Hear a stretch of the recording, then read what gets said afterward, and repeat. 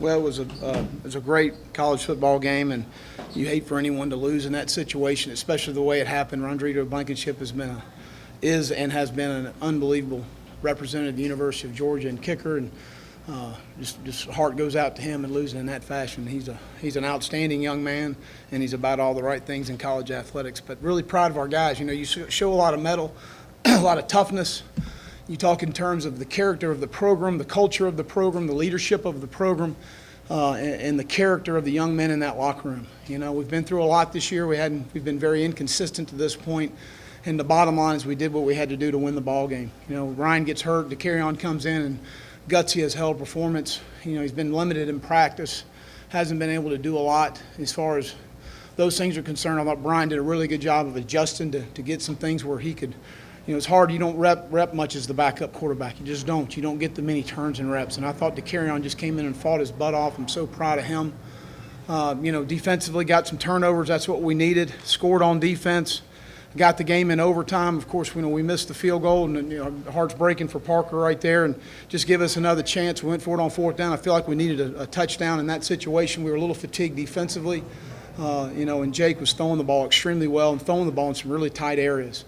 You know, he completed some balls that thought we had good coverage, and give them credit. They made some plays in the throwing game as far as those things were concerned. But, hey, our kids fought their ass off. You know, you can't question that as far as our football team is concerned, how hard they play. We need to be a little more consistent and figure some things out moving forward. But we're going to enjoy tonight and start getting ready for Florida tomorrow, and they've got a good football team. So I'll open it up for any questions. I think I'm not sure. You know, we'll find out more. I mean, he was just not moving well enough to protect himself, and that was the reason why we took him out. It was not that we feel like there's any severe injury or anything. He just wasn't moving well enough to protect himself, and the health of the student athlete is the most important thing. Also, in the first overtime, the 4th and 1, you mentioned you thought you needed a touchdown. Was that just because Parker had missed the previous one? No, it had nothing to do with that. We were fatigued on defense. You think, you know, in terms when the drive they had before half, Israel makes the interception to score, and then they come back down the field. We were at 46 snaps in the second half, and a lot of that wasn't necessarily because of our offenses, because they maintained some third downs. Yeah. I mean, you're 9 of 18 on third down. That stinks. So, you know, we weren't getting off the field enough on third down in the first half, and they were staying on the field. Again, I thought we had some really good coverage. We had some contested throws. They did a nice job. But I thought we were a little fatigued. I felt like we needed a touchdown because I was concerned about us going out and making another stop defensively.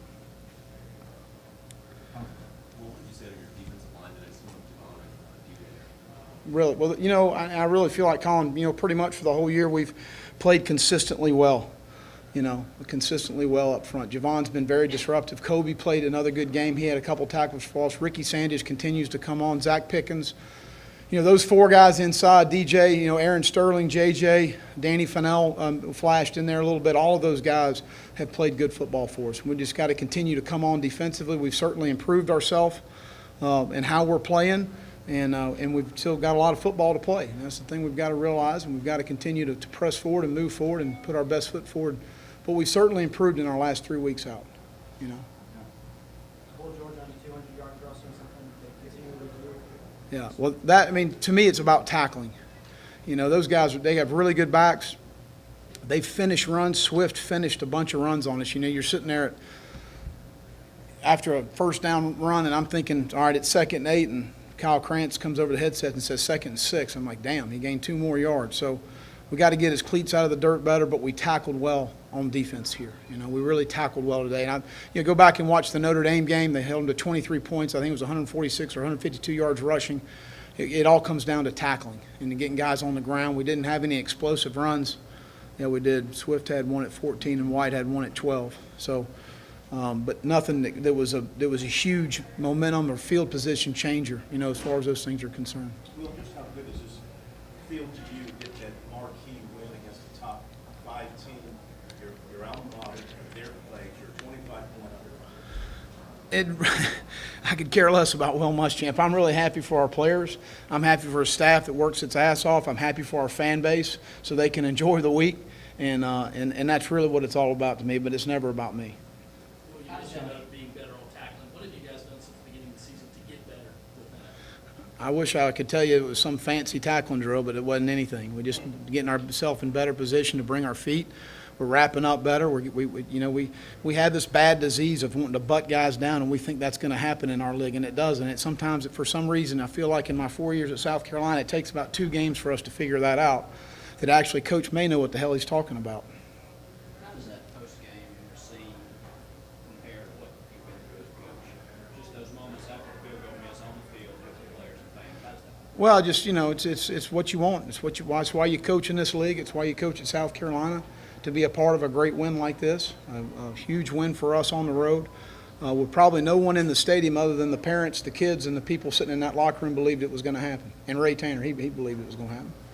And after that, we just worry about us. We're going to take care of us, and that's how we're going to keep moving forward. Let's go in the back there. Coach, I know to carry on. President Caslin, he knew we were going to win too. He told me before the game. Add that on your article. To carry on, coming back to practice from the hamstring injury Yeah. last week, then he comes into the game. Was there a plan to play him at all based on how healthy he was before this, and then what happened? What did you tell him when it came time for him to step up?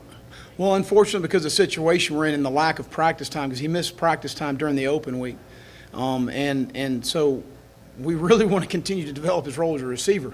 And when you're not able to practice as much, especially it all being new, it's very difficult to do that.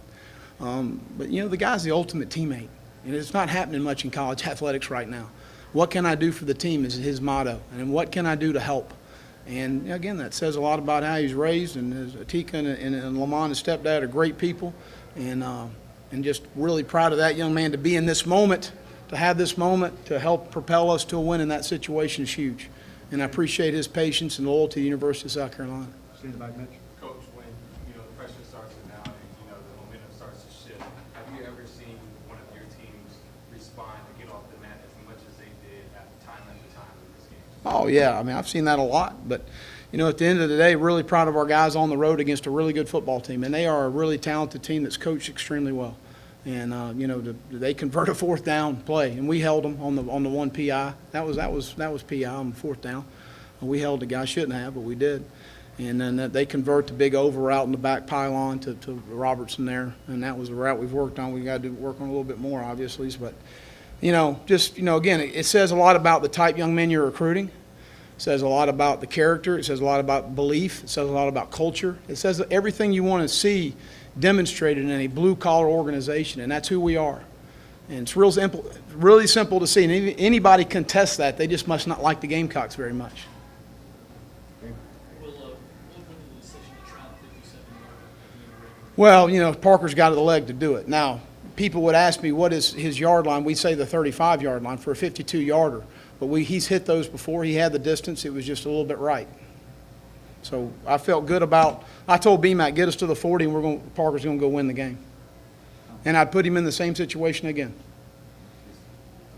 4 sacks, 6 tackles for loss, 4 turnovers for interceptions. Is this the kind of defense you would be having at the beginning of the year? Yeah, I mean, I felt going into the year, obviously very disappointed in our first ball game. You're up 20-9. You feel like you got the game in hand. You get a turnover. You get a holding penalty, a jump off sides.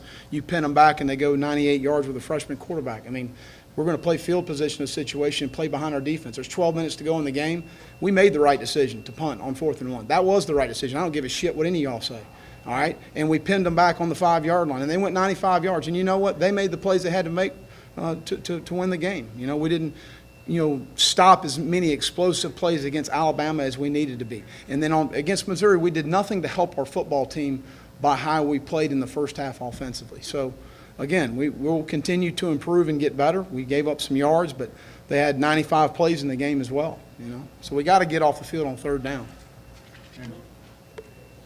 Big comment on a guy that turns the ball over very often. Israel gets him 3 times today. What about his? Well, he's a fantastic player and very uncharacteristic, but we were able to get some pressure, which I don't care how many snaps and turns he has. When you have a lot of pressure, and we were able to, the one to Israel, Javon Kinlaw had a huge rush inside. The ball was a tip ball, and the spacing concept in overtime that Israel picked off on that ball. And I think there was a miscommunication between the receiver and Jake on the back shoulder ball on their sideline, in my opinion. I don't know that, but that's what I thought. Will, are Sterling and Hutcherson okay? Yeah, Hutch was just cramping a little bit, and Aaron was just Meniscus is bothering him a little bit, but he's fine. Matt Campbell. Coach, obviously not the start of the season that you wanted, but back-to-back conference wins. How rewarding is it to see all the hard work you guys have been putting in and start to show some results on the field? Well, sometimes the results don't always equal where you are, and that's, I always try to tell the players it's not always about the distance, it's about the direction where you're headed. And I always felt like we were headed in the right path. I always felt like we have the right people in the building to be successful. And it's been frustrating. It really has. And it hurts the staff that works extremely hard and these young men extremely hard, and I hate it for our fan base. But, today was a good win for us. We got to build off of it. How are we going to handle this? That's going to be a question I have for our football team moving forward. We need to handle this the right way and understand our preparation helped us win this ball game, and how we practice and how we go about our business. That's how you win games. That's how you prepare. And that's what we've got to continue to do. Coach, you were pretty animated after Ryan went down. Your reaction to that now that the game is over with? I don't have any comment. Well, if Joyner does have to play significant Yeah. minutes going forward, do you have to scale down? No, DeCaron's fine. He's fine with everything we do. It's no different than when you asked about Ryan. I mean, it's about finding out what they do best and what they're most comfortable doing, and that's what we need to do. As far as those things are concerned. So we'll drill down what we need to do when we know that moving forward, which we don't know that right now. Will, you mentioned the preparation that you put in. You look at Israel's big day. How much of that was the preparation to come work this week, or was it just my product of what was happening during the game? Well, I think that, the one interception on the touchdown, there was really good pressure. So that's the best pass defense in America is pressure. And I think that, he was able to make a play on the ball and return to the end zone. The tip ball was he broke on the ball well. And then I think on the back shoulder ball was something that they do a lot. I'm not sure what happened on that play. I don't know if that was a miscommunication between the quarterback and receiver. I don't know. But he made a really nice play because that's a very difficult ball to defend, and he played it perfectly from my vantage point on the sideline. So, no, he continues to be very productive, and we've got to all continue to be very productive. Is there a point you worried about on snaps, or did you just feel like he was playing so well you had to keep him in there and felt like he played a lot? Kenall? Yeah. Well, we tried to take him out about 3 times, and he said, "To hell with y'all," and went back in the game. So, have you ever seen him? He's like that big. I said, let him keep playing. Do you have any idea how many snaps he played? No, we monitor that. We do monitor that, and he normally is pretty good on those situations. But, when competitive guys want to play, and he's a competitive guy, he wanted to play in the game, and, we keep trying to take him out. I said, hell, let him play. He's playing good. Anything else for Coach?